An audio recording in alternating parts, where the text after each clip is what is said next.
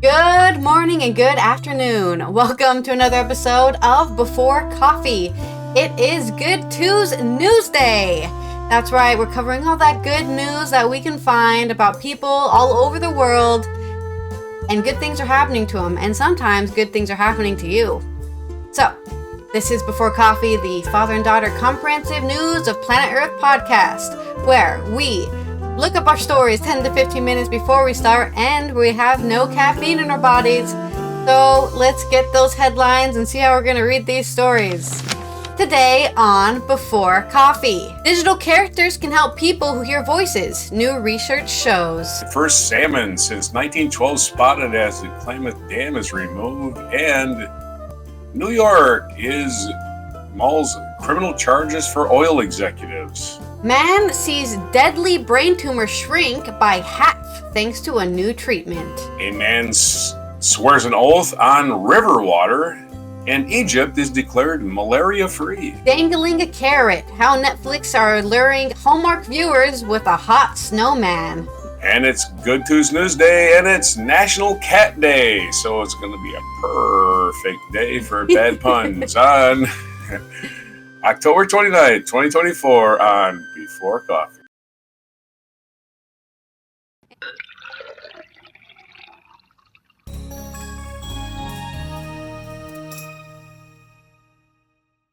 I love cats. It just sucks that I'm allergic to them. But that doesn't mean you can't enjoy a cat today on Cat Day. I have no good segue, so here we go. First story. Do you have a digital avatar, like real life, physical avatar? Well, some people with psychosis and that hear voices have found that having avatars reduces the distress caused by these voices, a new research suggests. This is on The Independent by Nina Macy. Trials lists say it felt like I was taking back control of my life again. After therapy reduced the number of abusive voices he was hearing from between 30 and 40 to 4 or 5. Wow, so he was hearing 30 to 40 of voices in his head that were telling him he sucks and he should die and he's a loser, all the terrible things. And now it's reduced from 30 to 40 to 4 to 5. Well, I can't imagine 40 people yelling at me in my head saying you suck. That must be awful. This new therapy involves a series of guided sessions during which patients are able to have a conversation with an animated digital representation of their distressing voice. So you get your little computer program and you say, oh, that guy sounds like the devil. Let's make him look like that, I guess. I have no idea. Often in psychosis, as in other conditions, the voices people hear can be abusive or bullying and affect people's day-to-day life. The voices can be experienced as powerful and almost omniscient, seeming to know what the person is thinking and feeling, and preventing them from taking the steps they want to take in everyday life. According to research from the Institute of Psychiatry, Psychology and Neuroscience, IOPPN, at King's College London, the new avatar therapy using computer-generated animators is an effective way of helping people with psychosis who hear voices. Philippa Garrity, professor emerita of clinical psychology at King's IOPPN and the study's lead author, said, "To our knowledge, this is the first therapeutic intervention that has a direct and sustained impact upon the frequency with which people hear voices. This is an extremely important finding, as it is a clear priority for voice hearers, and hearing fewer voices left often, or voices going away altogether, can have a hugely positive impact on their day-to-day lives. People who hear voices rarely only hear one. In an interesting development, the extended version of therapy proved effective at reducing voice frequency in total, despite participants only creating one avatar for one voice." They give like a physical embodiment to that one voice, and the other ones are like, hey, I don't have a body, I guess I don't exist anymore. I don't think they should be killing the avatars in a gruesome video game type simulation. I don't think that, maybe that could be cathartic, I don't know. I guess that's the next step in the research.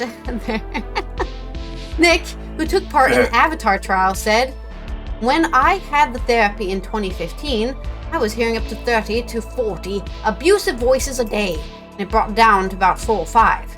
It felt like I was taking back control of my life. Before the therapy, patients work with therapists to create a computerized visual representation of the voice they hear, their avatar. The session involves a 3-way conversation between the voice hearer, the therapist, and the avatar on screen, with the therapist speaking as themselves as well as voicing the avatar using voice conversion software.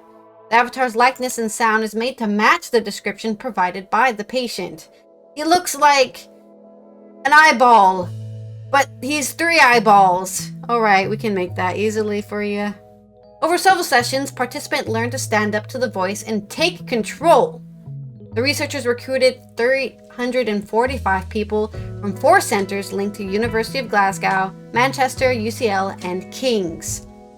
They were randomly assigned to receive either Avatar Brief, 6 sessions of therapy, Avatar Extended, 12 sessions or more personalized therapy, or continue with their usual support. That's going to be the control group for you. The research found that at 16 weeks of follow-up, people in both avatar groups showed significant improvements in voice-related distress, voice severity, empowerment, mood, and well-being compared to those who did not receive the therapy. People who received Avatar Extended also saw a reduction in the frequency of distressing voices, the study suggests. Experts say that while Avatar's effects on distress did not differ significantly at the 28-week mark compared with those receiving their usual support, researchers found that Avatar Extended was an effective means of reducing the frequency of distressing voices. Miranda Wolpert, director of mental health at Welcome, which will help fund the study, said, "It is very exciting to see the emergence of a powerful new digital therapy that could be life-changing for people who hear voices. This study builds on more than a decade of pioneering research. Avatar therapies have been shown to reduce the distress people experience from auditory hallucinations and the frequency with which they hear them. This is a striking example of how mental health science can drive forward cutting-edge treatments, providing a new way to intervene upon early to help improve and resolve symptoms." The research, published in Nature Medicine, has been recommended by National Institute for Health and Care Excellence, NICE. That's the actually National Institute for Health and Care Excellence, NICE, early value assessment, with researchers now seeking to provide routine NHS settings to gather further real-world evidence of effectiveness over the next 3 years. So, if you would like to read more on the study, you can check out it in Nature Medicine.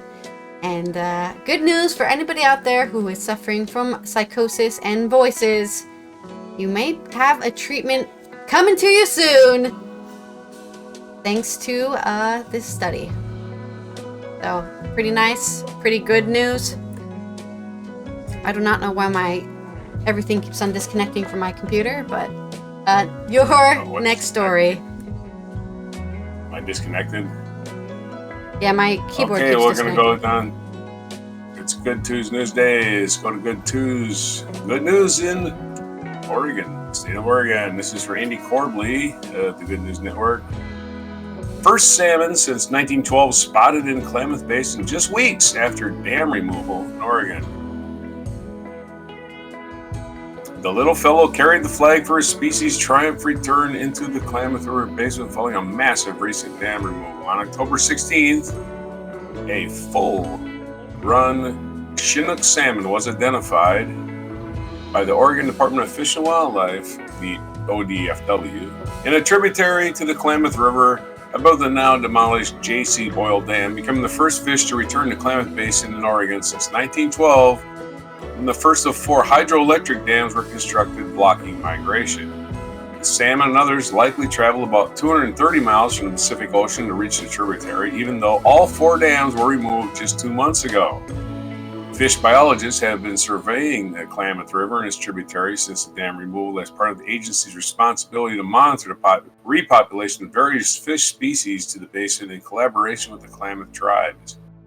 This is an exciting and historic development in the Klamath Basin and demonstrates the resiliency of salmon and steelhead, said ODFW Director Debbie Colbert.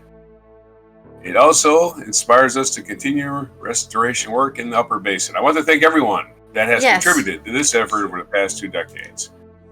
The return of our relatives to the Yals is overwhelming for our tribe. This is what our members worked for and believed in for so many decades, said Roberta Frost, Klamath Tribe Secretary, using the word for salmon.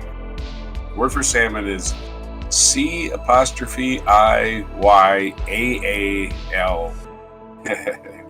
Ciao.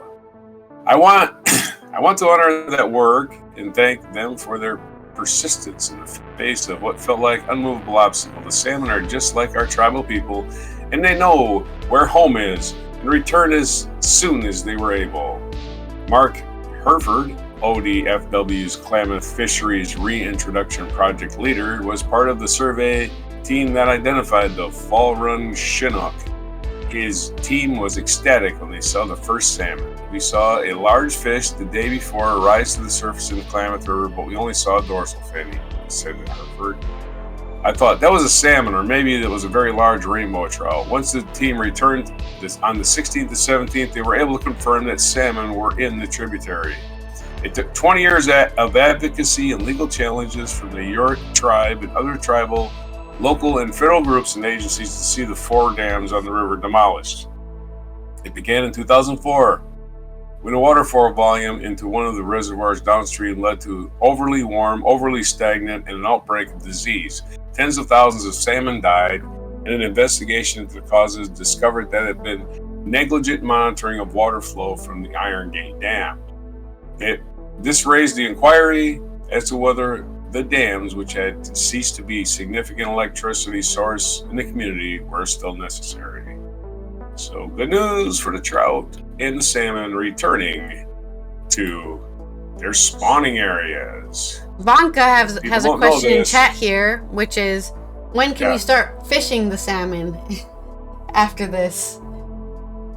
Probably next spring when fishing season starts. Yeah. But the thing with salmon that a lot of people maybe don't know aware of, they spawn where they were born. So they return to where they were born. They live in the ocean. Salmon live in the ocean, and they return to where they were born to spawn. And they do this in the spring, and they swim upstream all the way back to where they were born, and the streams are clogged with salmon. And that's when you see the bears out there just flipping salmon in the air and catching them in their mouth and throwing them back and forth and playing salmon catch and salmon football, because there's salmon everywhere. Because they swim upstream and they die. It's a natural process. But they mate before they die. So I imagine when the population recovers, you'll be able to fish it, and it might recover quite rapidly. They do planting of fish too in these streams too, just to stimulate populations. There's your story on trout and salmon who swim upstream to spawn, as they call it, mate, and then die. So this is also good news, as New York State is mulling criminal charges for oil executives. This is good news for the environment. Big Oil has long known, this is from the positive.news, no byline other than positive.news, and remember, editors pay to do this. Big Oil has long known that its products would wreak climate havoc and chaos, but kept drilling anyway while suppressing climate scientists. Such behavior amounts to reckless endangerment. U.S. lawyers argued this week, and a prosecution memorandum makes a case for criminal charges to be brought against big oil executives in New York State. The state has been battered by hurricanes and flooding in recent decades, weather events that are becoming more common and severe due to climate change caused by burning fossil fuels, climate scientists say. Elected officials are among those supporting the memorandum published by the advocacy group Public Citizen. It comes amid growing evidence that big oil knew about the climate dangers in their products, but promoted them anyway while suppressing the science. The conduct was not just amoral, the memo says, it was criminal. New York State Senator Kristen Gonzalez, who supports such litigation, said big oil must be held accountable for their actions, and justice must be won for those who suffered the devastating impacts of climate-related disasters. The American Petroleum Institute, which represents U.S. oil firms, was contacted for comment, but apparently they had none. So there's your short news, update there. Blurb. Yeah. Good news blurb. We'll have another blurb later. We got blurbs. Blurbs we got. We're finally getting the oil companies to pay, kind of, or something. Maybe. Contemplating a lawsuit is not really, not really anything other than contemplating. All right. Well, from good news about that, about animals and oil, let's talk about a new treatment that saw a deadly brain tumor shrink by half. And this is from The Independent again. They have all the good news today for me, by Jane Kirby, the health correspondent, and Rebecca Thomas. New cancer trial is a lifeline, says 62-year-old Paul Reed, who would have had less than a year to live due to an aggressive brain tumor. A man sees his deadly brain tumor shrink by half thanks to a new radioactive therapy, which experts hope will eradicate the disease. Doctors at the University College London Hospital NHS Foundation Trust, also known as UCLH, are running a clinical trial to treat glioblastoma. Glioblastoma, a type of cancer which kills most patients within 18 months. Wow. Their aim is to cure the disease through injecting low levels of radioactivity directly into the tumor to kill off cancer cells. Some glioblastoma tumors may respond well to immunotherapy, but there's currently no way to assess this without an invasive brain biopsy, which carries the risk of infection and bleeding in the brain. As a result, biopsies are rarely carried out for glioblastomas prior to surgery to remove the tumor, meaning these patients are missing out on improved treatments. Now there's hope after researchers developed a new imaging technique which can help spot which patients will benefit from the immunotherapy drugs without the need of a risky biopsy. Paul Reed, a 62-year-old engineer for Luton, is the first patient to take part in the trial and has seen his tumor shrink in half in a matter of weeks. Wow, in a matter of weeks. I thought it was like, oh yeah, they did it for 6 months, No, it's like 3 weeks, a month, it's gone, Or it's reduced in half the size. For the procedure, surgeons removed as much of the tumor as possible before implanting a small medical device called an Ommaya reservoir under the scalp, which connects to the tumor via a small tube. The nuclear medicine team at UCLH then injected drug ATT-001, an iodine-123 labeled PARP inhibitor. Boy, that was a lot of information. Are you a nuclear medicist person? Because directly into the tumor. Probably. They inject this drug into the tumor, delivering small amounts of radioactivity. The drug, which is given weekly for 4 to 6 weeks, is very potent over short distances, causing lethal damage to tumor cells while sparing healthy tissue. Mr. Reed, who has a recurrent glioblastoma, first noticed a very severe headache last December that would not shift. 2 weeks later, his wife Pauline thought he may have had stroke because his face looked like it had dropped on one side. The couple went to A&E at Lund and Dunstable University Hospital, where a scan revealed a large mass on Mr. Reed's brain. He was admitted to the National Hospital for Neurology and Neurosurgery in Queen Square, London, and told the devastating news that he had a glioblastoma. On December 27th, so almost a year ago, Mr. Reed underwent surgery to remove as much of the tumor as possible, followed by radiotherapy and chemotherapy. However, in July, doctors told him the sad news that his tumor was growing again, coming back with a vengeance. Mr. Reed was then offered a place at the new trial at the UCLH, having previously agreed to take part in clinical research. He said, "I was fully expecting the tumor to return due to the aggressive nature. I know that the outcome isn't great, and I was happy to explore anything else. This trial was a lifeline, as the likelihood of survival according to the data was a year or less for me. I am delighted to be given the opportunity to be part of this trial, and I have not experienced any side effects from the injections. I'm not frightened by any of this. We're all dealt a hand of cards, and you don't know which ones you're going to get. It would be wonderful if this treatment helps me, and if it doesn't, it doesn't. I have got nothing else to lose and everything to hope for." A second patient also started the therapy. The trial was designed by UCLH consultant medical oncologist Dr. Paul Mulholland, who is also the chief investigator. It is sponsored by Arceum Therapeutics, a private biotech company developing radiopharmaceutical products for hard-to-treat cancers. Dr. Mulholland told the PA news agency the treatment so far has been very straightforward. He said, "The radioactivity in the drugs target the tumor cells specifically. It's a tiny amount of radioactivity," he explained. "Because it's targeted directly to the tumor cells, it's very powerful at killing them. So far, in the first patient, the tumor has reduced by 50% in size. We've just gone through his scan results with him, and the end of treatment scan shows a reduction in the tumor, which is really quite remarkable for somebody whose tumor is so aggressive." Medics are treating one patient a month in the first phase of the trial, but will expand it to include more patients. Dr. Mulholland said the dose of radiation will be increased throughout the trial, and the plan is then to combine the drug with immunotherapy, which trains the body's own immune system to kill cancer. Up to 40 patients treated. So their goal is to treat 40 people instead of the 2 they have right now. He said, "We have to aim to cure this disease. There's reasons why we can cure it, because this disease occurs in the same location in the brain. And that's why it's considered a disease, because it's repeatable. It happens in the same place. It's a type of cancer, but it's a type of cancer that always happens in the brain. They didn't tell me which part of the brain. I don't know, the hippocampus or something." Let's start naming brain parts. I don't know what part of the brain. But it always happens there. They always know where it is, so they can always look for it.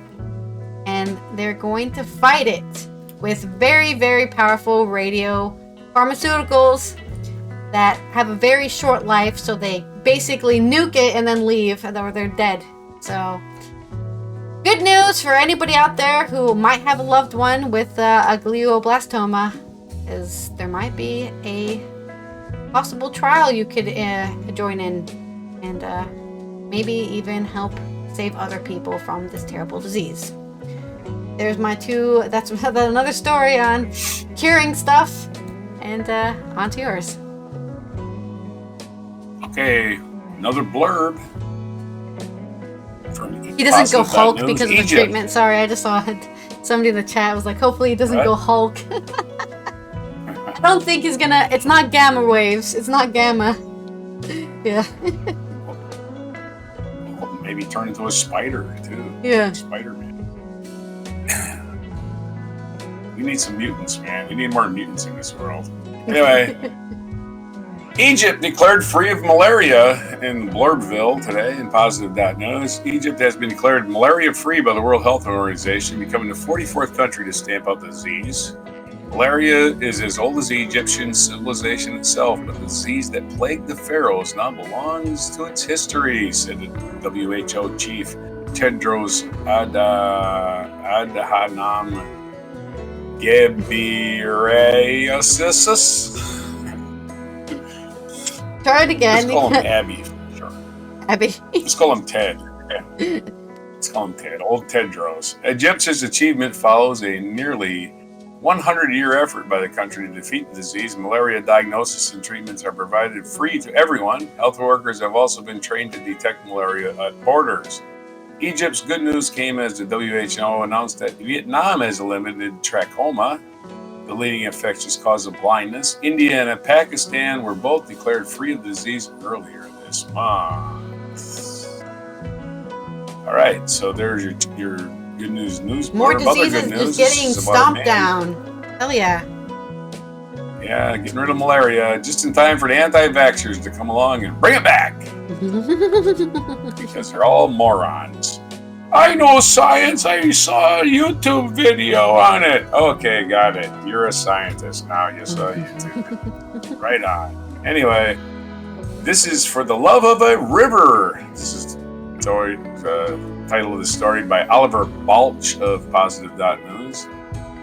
The environmentalist and barrister Paul Powlesland made history in this summer when he became the first member of a UK jury to swear an oath on river water.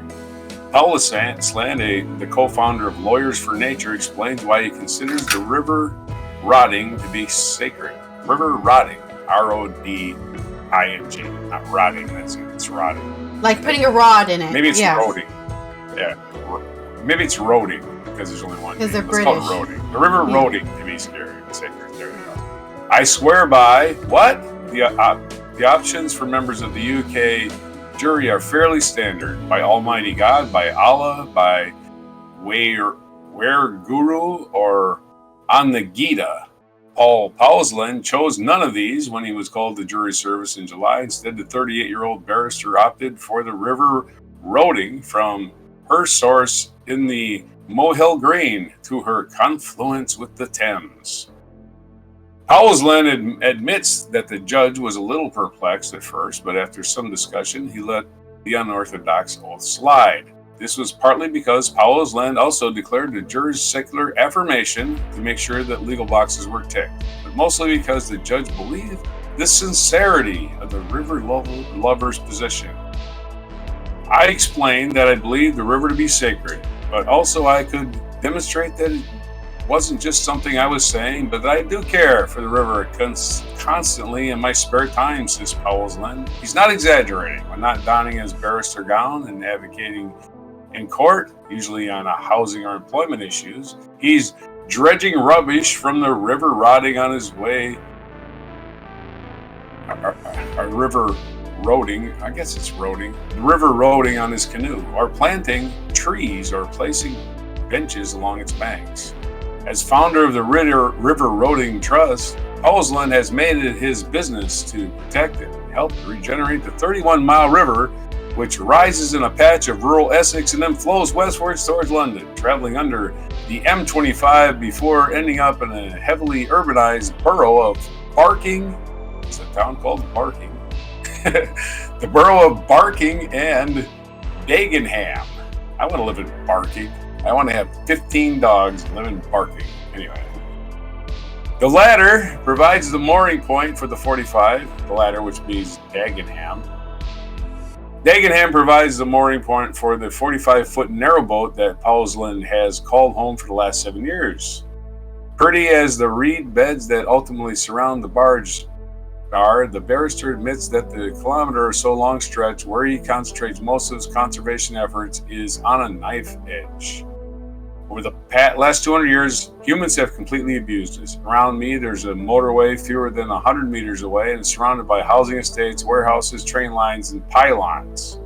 Even so, despite the sewage, the litter, the artificial channeling, the filthy runoff from the roads, the pollution from excessive pesticide and fertilizer use upriver, and so on, he still believes the river is redeemable. So what draws him to its recuperation? From a man who earns his living from his command of language, he's surprisingly slow to respond. He doesn't come from a family environmentalist, he says, nor have rivers always grabbed his heart.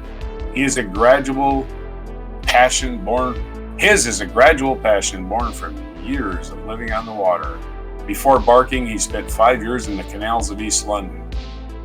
As you can decide right now, that's a caption. His eventual answer comes more as an assertion than an explanation.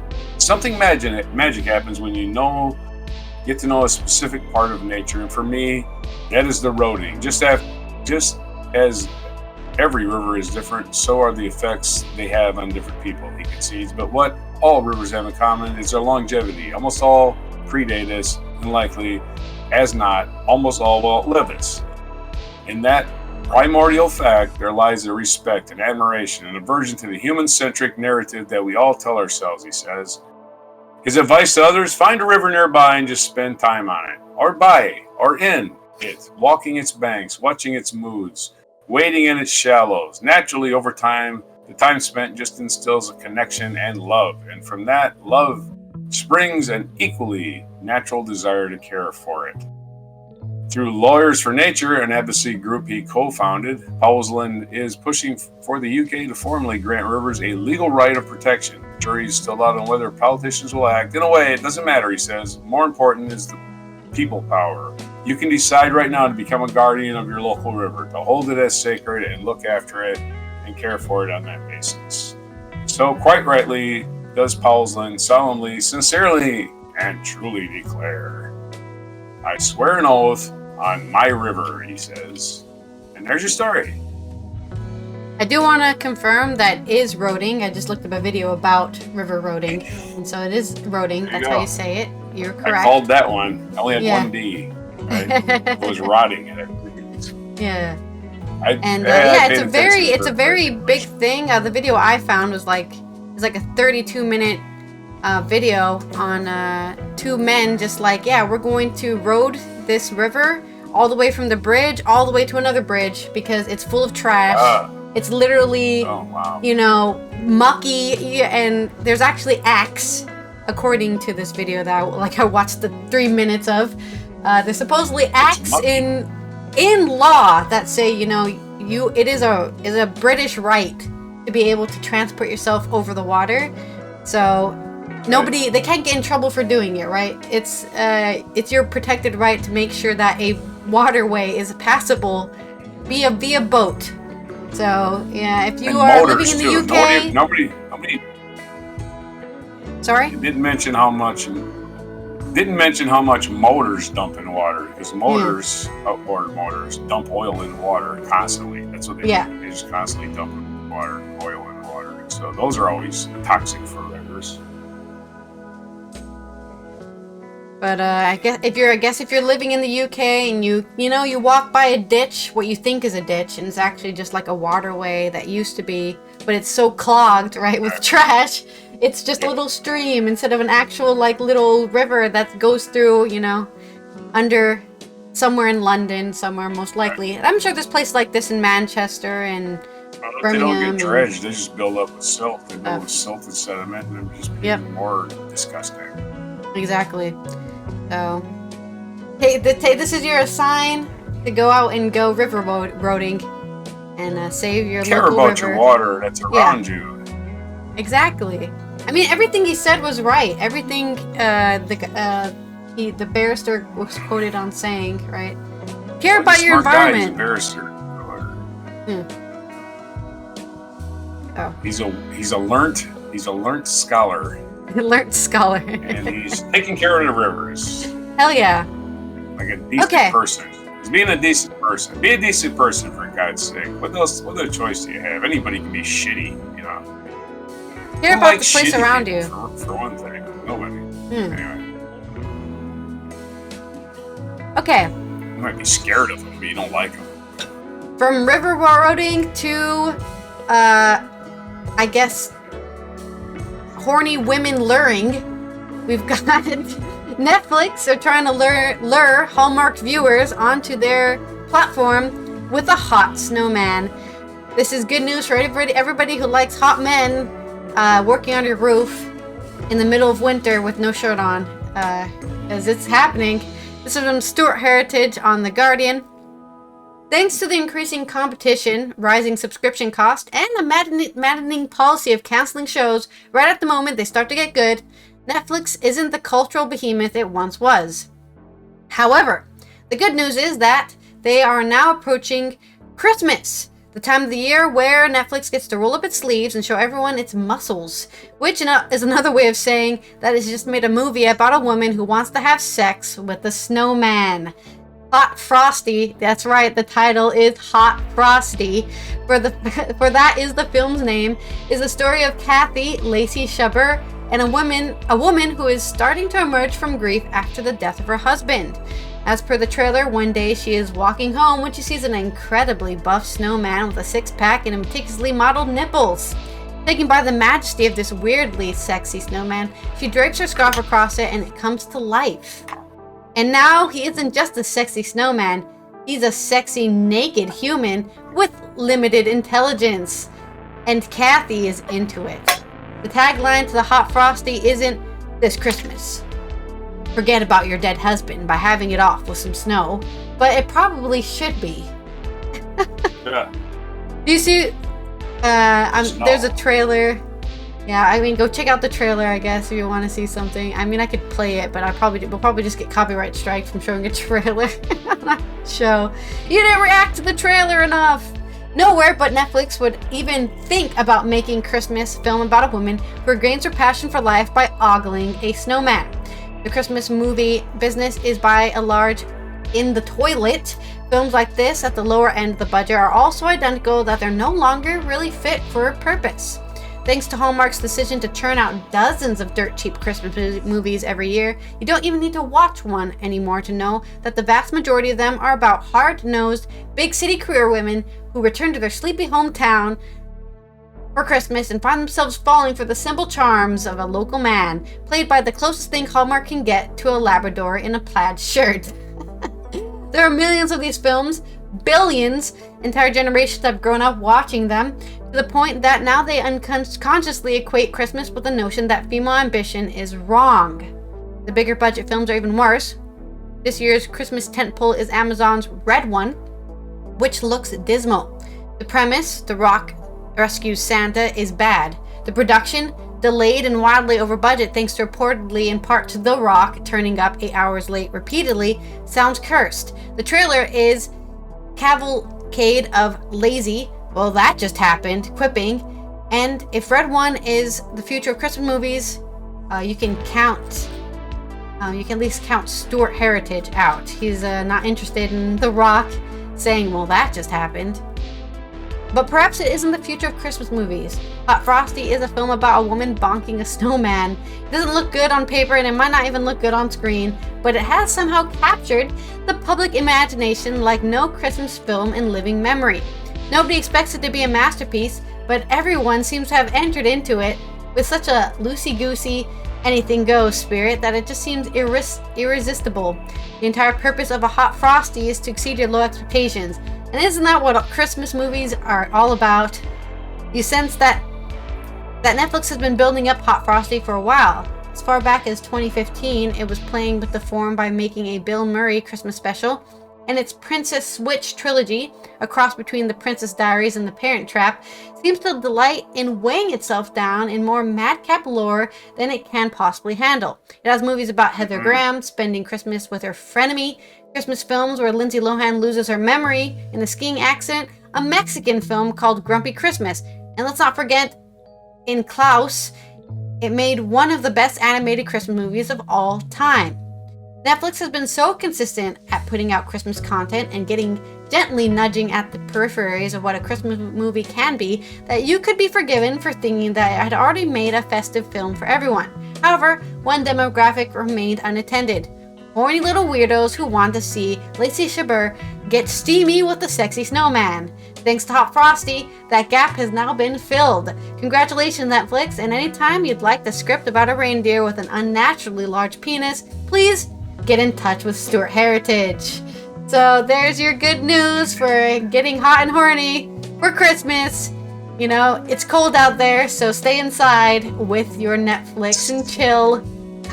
I don't know how much more cringe I can make this segment, but Stuart Heritage. Good news for you horny guys, you horny girls out there who want to get it off with a sexy snowman, because it's possible now. And the snow is pretty cold though. I don't know. Yeah, but he's turned into a human, so I guess it's okay. Right. Okay. There we go. You know, some and let's get into this day in history. Some people have goals, and some people's goals are just pathetic. Anyway, it is what happened on this day. On October 29th in the year 1618, British adventurer and writer Sir Walter Raleigh was executed for treason. I bet you didn't know Sir Walter Raleigh was executed for treason. Yeah, he did. He was executed, poor guy. Threw down his coat for who was it, Queen Elizabeth? And he got executed later. Anyway, that's what Sir Walter Raleigh became famous for when I was a kid. I didn't know anything about him except he took his coat off and threw it down over a puddle so the Queen could walk across it. I don't think he was executed for getting his coat dirty, though. No. In 1709, in this day, the community of Cistercian nuns at Port Royal, an abbey in France, was dispersed and exiled to other convents because of their involvement with Jainism. Jainism. Okay, that. Another one of those religious things that only religious people give a crap crap about. 1897. Oh, it's Joseph Goebbels' birthday, the propaganda minister of the Third Reich. Oh yeah, we care about his rotten hell, Joseph Goebbels, you pile of shit. How about that? Why don't we gotta remember his fucking birthday? Thanks, Britannia. I don't know. More remembering Nazis and serial killers' birthdays. Yeah. 1901, and anarchist Leon Czolgosz was executed for the assassination of President William McKinley. So we executed an assassin on this day in 1901. Not too long afterwards, he pretty much did it. 1923, the Republic of Turkey was established, largely through the efforts of Kemal Atatürk, who is considered the country's founder and served as his first president. So, 101 years ago, the Republic of Turkey became a thing. 1933, American artist George Lux, one of the group of American painters probably known as the Ashcan School because of their realistic treatment of urban scenes, died at the age of 66. 1950, King Gustav V of Sweden died in Stockholm. He was a strong proponent of Swedish neutrality during World War II. I guess he succeeded there. 1956, Israel's army attacked Egypt in the Sinai Peninsula in a fight to control the Suez Canal area. The Suez Canal War started in 1956. 1995, Terry Southern, Academy Award nominated screenwriter for Dr. Strangelove and Easy Rider, died at the age of 71. 1998, Hurricane Mitch, which we talked about a couple of weeks ago, is one of the deadliest hurricanes in history. Hurricane Mitch made landfall hitting northern Honduras, one of the deadliest Atlantic hurricanes on record. It caused some 11,000 deaths in Central America. In 2015, on this day, it was announced that China was ending its one-child policy. Beginning in 2016, couples could have 2 children. Ooh, congratulations. Yeah! You can have 2 boys instead of 1.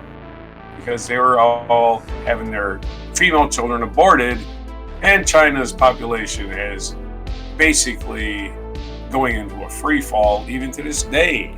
They have one of the lowest birth rates in the world, even though they have over 1 billion people. Their population is dwindling.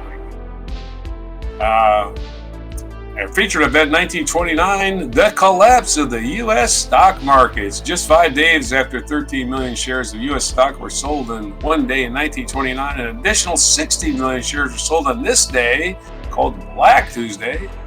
Not Good Tues-News Day or Good News Tuesday, but Black Tuesday.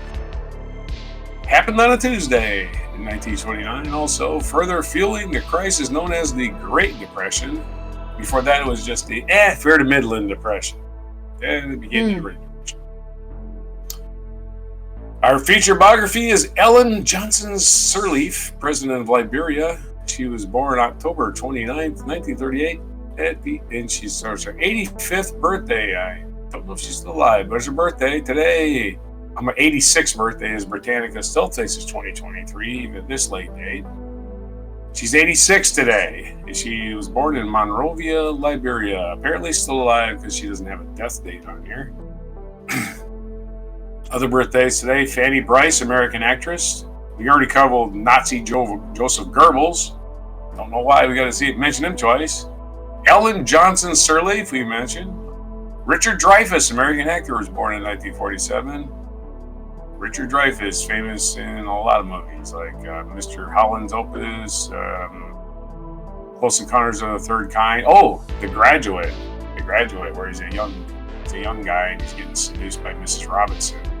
Mrs. Robinson, are you trying to seduce me? Richard Dreyfuss' birthday today, born in 1947.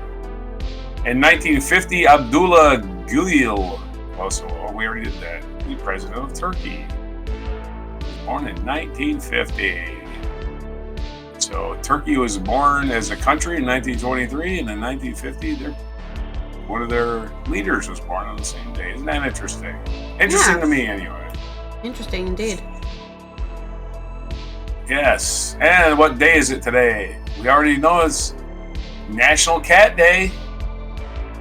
So cuddle up next to your favorite kitty cat. It's National Hermit Day, so if you have a cat that's a hermit, there's a special day for them too. So cats that are hermits. Every dog has its day, and cats have their day too, right? And it's National Oatmeal Day. So there you go. Ooh, I Those love three oatmeal. things on today, October 29th. Oatmeal. Oh yeah, the easiest meal to fix yourself. It's very high nutritious, and it's warm and all that good stuff. And you can throw sugar and butter and milk in and stuff, fruits. So those are your dates for today, October 29th, 2024, and before oatmeal. Oatmeal. This has been Ally. Did you get the video I sent? Yeah, I've already. It's all good. It's all locked in.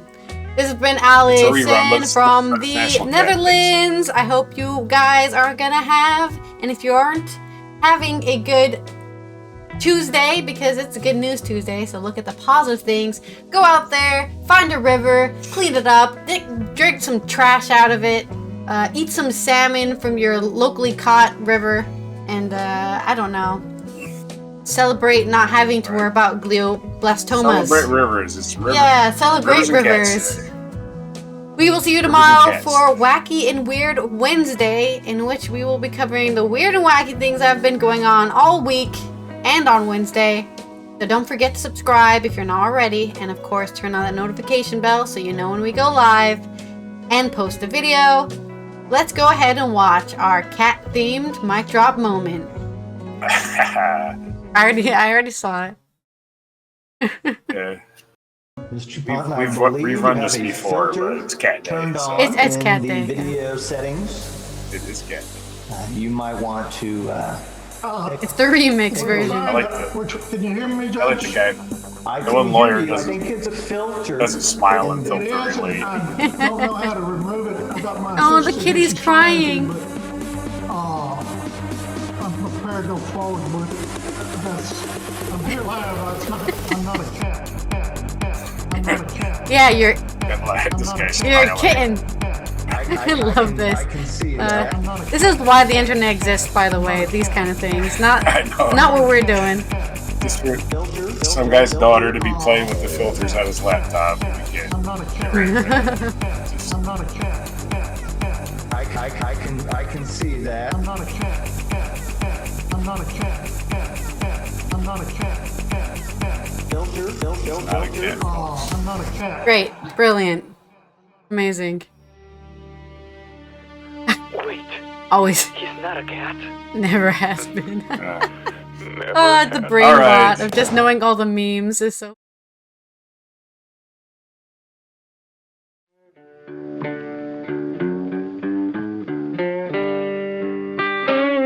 Be sure to hit the like, subscribe, and notify buttons, and follow our other channels, Toxic Alley, History of Gravy, and Scratchy Old Records.